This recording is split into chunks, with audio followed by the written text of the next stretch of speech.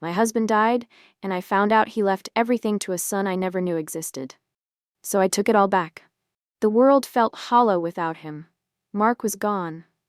The man I had spent almost 3 decades with, the man who had held my hand through life's storms, was now nothing but a lifeless body inside a wooden casket. I stood there, numb, as the priest's words blurred into meaningless murmurs. The funeral home was packed with friends, colleagues, distant relatives, faces I barely registered. None of them mattered, because the one person I wanted, the one person who had been my entire world, was now lying beneath polished mahogany, never to speak to me again. My fingers trembled as I gripped the funeral program. How did we end up here? We had plans. We were supposed to grow old together. This wasn't supposed to happen. Someone touched my shoulder. "Emma, sweetheart," a familiar voice whispered. "Margaret, my closest friend. You need to sit down."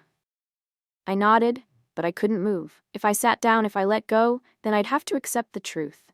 Mark was truly gone. Tears burned at the corners of my eyes, but I swallowed them down. Not here. Not in front of everyone. The priest gave his final blessing, and people began stepping forward to pay their last respects. White roses were placed on the casket, one by one, a solemn farewell. I watched in silence, feeling like a ghost in my own life. Then I saw her. She stood at the far end of the room, tall, poised, out of place, a woman in an elegant black dress, her blonde hair tucked into a low chignon, wearing dark sunglasses even though we were indoors. She wasn't crying. She wasn't mourning. She was watching. And next to her stood a boy, no, a teenager. 17, maybe 18. He looked uncomfortable, shifting on his feet, his hands clenched at his sides. I didn't know them. A prickle of unease crawled up my spine. Who were they? As if sensing my stare, the woman leaned in and whispered something to the boy. He hesitated, then stepped forward. I watched, frozen, as he approached the casket, pulled a single white rose from his pocket, and gently laid it on the wood. His fingers lingered, just for a moment, then he stepped back, his head bowed as if saying goodbye to a father. A father? The world tilted. My pulse thundered in my ears. My mind scrambled for logic. No, that's impossible. Mark and I had tried for years. We had gone through endless doctor visits, late-night tears, shattered hopes. He was infertile. So why was this boy standing over my husband's casket like a grieving son? I turned to Margaret, my voice barely above a whisper. "Who is that?" She followed my gaze, frowning. I don't know." The unease in my stomach twisted into something colder. Something worse. Because if Mark had a son, if this boy was truly his, then my entire marriage had been a lie. I barely heard the rest of the funeral. My body went through the motions, accepting condolences, nodding numbly, murmuring hollow thanks, but my mind was elsewhere. On her, on them. They stayed in the background, never approaching me, but they didn't leave either. They were waiting. For what? I needed to know. As the last few guests trickled out, I took a deep breath and walked toward them. My heels clicked against the floor, steady despite the chaos roaring inside me. The woman saw me coming and straightened, removing her sunglasses in one slow, deliberate motion. She was beautiful, coldly, sharply beautiful, and completely composed, as if this moment didn't shake her in the slightest.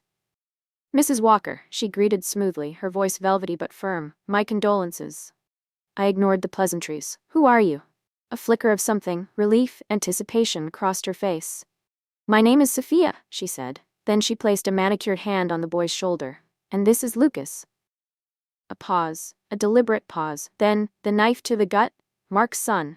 The world dropped out from under me. I stared at her, at the boy, at the confident way she said it. So certain, so unshakable, my voice barely worked. "That's not possible." Sophia tilted her head, lips curling slightly. "Are you sure?" My heart pounded against my ribs. "Mark? Mark couldn't." Her expression didn't change. If anything, she almost looked amused. "Couldn't what?" I forced myself to breathe. To think. Mark was infertile. We had been told that. We had accepted that. So this had to be a mistake, a lie, Sophia sighed almost pityingly and reached into her purse. "I thought you might say that." She pulled out an envelope, handed it to me. I took it, my fingers ice cold, opened it, read the first line. My stomach lurched. My vision blurred as I scanned the page. "I leave the entirety of my estate to my son, Lucas Bennett." The words punched the air from my lungs. Everything. The house, the bank accounts, the investments, everything Mark and I had built together. Gone. Sophia let out a small, knowing chuckle. Mark moved the assets years ago, she mused. Even if you contest the will, there's nothing left in your name. My throat tightened. No, that's not legal. We were married. His money was mine too. Sophia smiled. The kind of smile you give someone who's already lost. Mark was very thorough, she said. All assets were transferred before his death. Legally, you don't own a thing. My hands clenched around the paper. This wasn't just betrayal. This was theft. Sophia leaned in, voice sweet as venom. I suggest you get a good lawyer, Mrs. Walker, she said lightly, because as of now, you have nothing. She turned, taking Lucas with her. I stood there, the will crumpling in my shaking hands. Mark had betrayed me. And this wasn't over.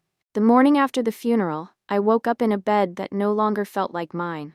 For nearly 30 years, this house had been my sanctuary. Every corner held a memory. Sunday mornings with Mark reading the newspaper, quiet dinners by the fireplace, the way he used to kiss my forehead before heading off to work. Now it felt like a crime scene. I sat at the kitchen table, staring at the untouched cup of coffee in front of me. My lawyer, David Reynolds, was seated across from me, flipping through a thick folder of documents with a furrowed brow. It's exactly what she said, he muttered, finally looking up. Mark transferred almost everything out of your name before he passed. A lump formed in my throat.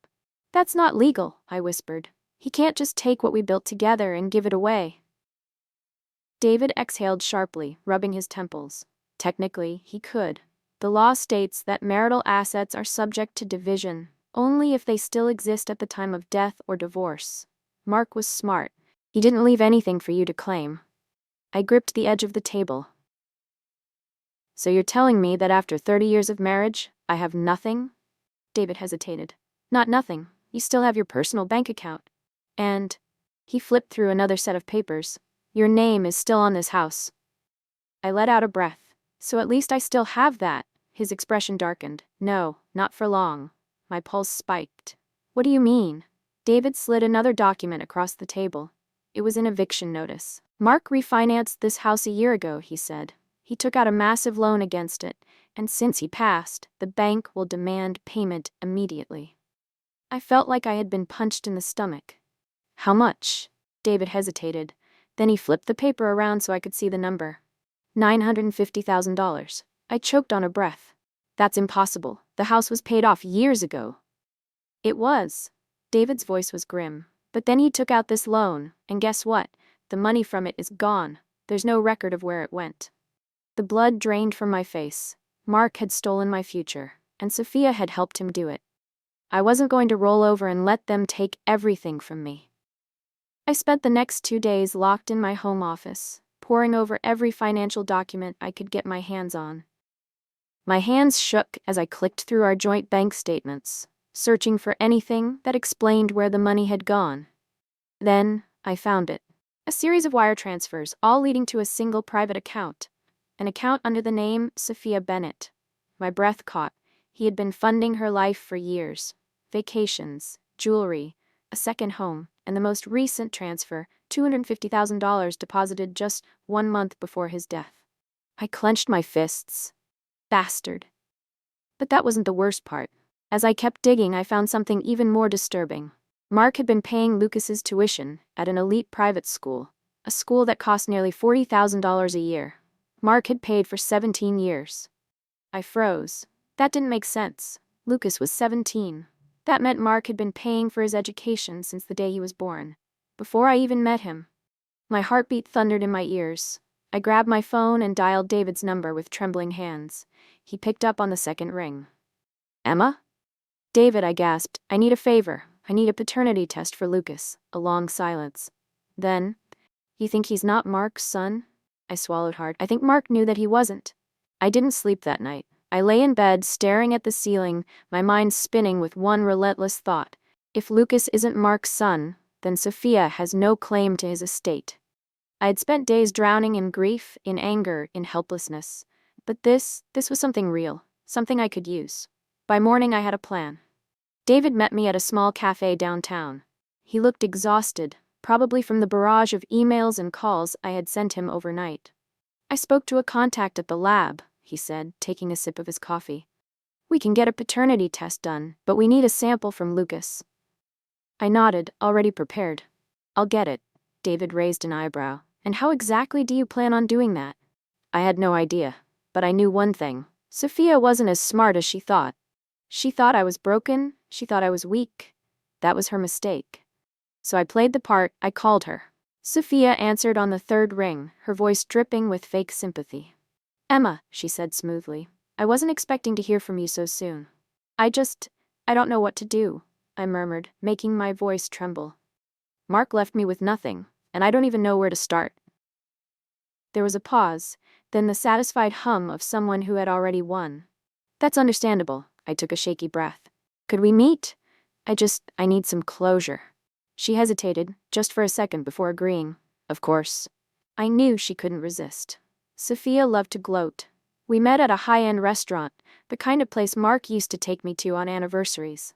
Seeing her there, sitting in my spot, sipping on my husband's money, nearly made me snap. But I kept my expression vulnerable, small. I just don't understand, I whispered, stirring my untouched drink. Did Mark ever mention me? Say anything about why he did this? She tilted her head, as if considering whether to throw me a bone. Mark was tired, she said finally, leaning in. He spent his whole life taking care of you. He wanted to be free. I swallowed the rage crawling up my throat. He loved Lucas, she continued, smiling. He wanted to make sure his only son was taken care of. I froze. Only son. The way she said it, the certainty. I knew right then that she had never even considered the possibility that Lucas wasn't Mark's. This was my chance. I'd love to get to know Lucas better, I said softly. Could I take him out to lunch sometime? Sophia looked surprised, but quickly masked it. That's unexpected. I let out a shaky laugh. I guess I don't have anyone else left, and he's all I have left of Mark. Sophia's lips curled. I think that's a wonderful idea. She had no idea she had just handed me exactly what I needed. 2 days later, Lucas and I sat across from each other at a diner. He was polite but distant, clearly uncomfortable. He thought I wanted to bond. I just needed his DNA. As he reached for his glass, I watched carefully, waiting. And the second he set it down, I excused myself, took the glass, and slipped it into my bag. It was almost too easy. I dropped it off at the lab that same afternoon. David said it would take a few days. I didn't sleep much during those days either. And then, the results came in. I sat in David's office, hands clenched in my lap, heart pounding as he opened the envelope. He scanned the page, his lips parted slightly. Then he looked up at me. Lucas is not Mark's son, I exhaled sharply. I had been prepared for it. But seeing the proof, knowing for certain that everything Sophia had built was based on a lie, sent a rush of satisfaction through me. David's voice cut through my thoughts. Emma, this changes everything. Legally, Sophia had no claim to Mark's estate. She had forged an entire life around a lie. Mark had spent millions on a child that wasn't his, rewriting his will, robbing me blind, all for nothing. And now, I was going to destroy her. But first, I had to make sure she never saw it coming. I took a deep breath, straightened my spine, and met David's gaze. Call her, I said. Tell her I want to settle. He frowned. Settle? Emma, we can go to court and wipe her out. I smiled, slow and sharp. We will. But first, I want her to think she's won. Sophia thought she had won. She thought I was broken, that I was desperate, that I would come crawling to her, begging for scraps. And I let her believe it, because that was the only way to destroy her completely. David made the call the next morning. She agreed to meet, he said, setting his phone down. She thinks you're ready to negotiate. I leaned back in my chair, fingers steepled together. Good. David gave me a wary look. Emma, are you sure about this? We could take this to court, expose her fraud in front of a judge, and win. Oh, we will, I said, a slow smile curling my lips. But not yet. I want her to hand me the rope she'll hang herself with. We met in a high-rise conference room, overlooking the city skyline. Sophia walked in like she owned the place. Confident, poised, dressed in a sleek black power suit. Lucas followed behind her, quieter, less certain. I almost felt bad for him. Almost. Sophia took a seat across from me, folding her hands neatly on the table. Emma, she greeted, her tone syrupy sweet. I'm glad you came to your senses. I forced a weak smile. I just want this to be over. Her lips twitched in amusement. Of course, it's understandable, losing is exhausting. I clenched my fists under the table. Just a little longer. David slid a folder toward her. "We're prepared to discuss a settlement," he said coolly. "Emma is willing to walk away with a fraction of the estate in exchange for an immediate resolution." Sophia's eyes gleamed with victory. "That's a smart choice," she purred, opening the folder. "Dragging this out would only embarrass you further." She flipped through the documents, nodding in approval. "I'll have my lawyer review." Then she turned the page and froze. I watched as the blood drained from her face. Her fingers tightened around the paper, her breath hitched, because staring back at her was the DNA test result. Lucas was not Mark's son. The silence in the room stretched. Lucas glanced between us, confused. "Mom?" Sophia's throat bobbed. This is fake." David leaned forward. "It's very real." She shook her head rapidly. "This doesn't change anything. Mark legally recognized Lucas as his son." David cut her off. "It changes everything. The court will invalidate Mark's will because it was made under false pretenses. You committed fraud, Sophia." Her nostrils flared. "You can't prove I knew." "Oh, but we can," I said, finally speaking. I slid another document across the table. Sophia's eyes flicked down. Her own emails to Mark. Emails where she hinted at the truth, reassured him that he didn't need a paternity test because Lucas was his in every way that mattered. Her hands trembled as she read. "You knew," I said, my voice steady. "You knew Lucas wasn't his, and you let him rewrite his will anyway." Sophia looked at Lucas, her eyes pleading. "Baby, don't listen to them. This doesn't mean anything." Lucas, who had been silent this whole time, pushed away from the table. "You lied to me?" His voice cracked. "Mom, you told me he was my dad." "He was," she insisted. "He raised you." Lucas shot up from his chair, furious and betrayed. You used me to steal from him."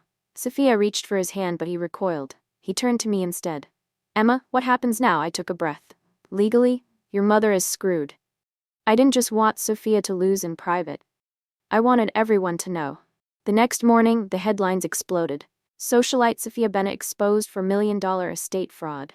DNA test reveals widow's shocking betrayal. Court freezes assets in Walker estate scandal. Sophia couldn't even leave her house without being hounded by reporters. Her name was ruined. The courts froze everything. The money, the properties, the investments, all of it. She had no legal claim to Mark's fortune anymore.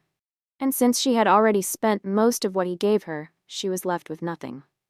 Lucas, to his credit, cut ties with her immediately. He moved away, started fresh. I wished him well. He was just as much a victim as I was. Sophia, on the other hand, she fought. She screamed, she threatened to countersue, but in the end she lost. She lost everything. And me? I got it all back. The house, the assets, my dignity. And when I walked back into the home she tried to steal from me, I did so with my head held high. Because this wasn't just about revenge, this was justice.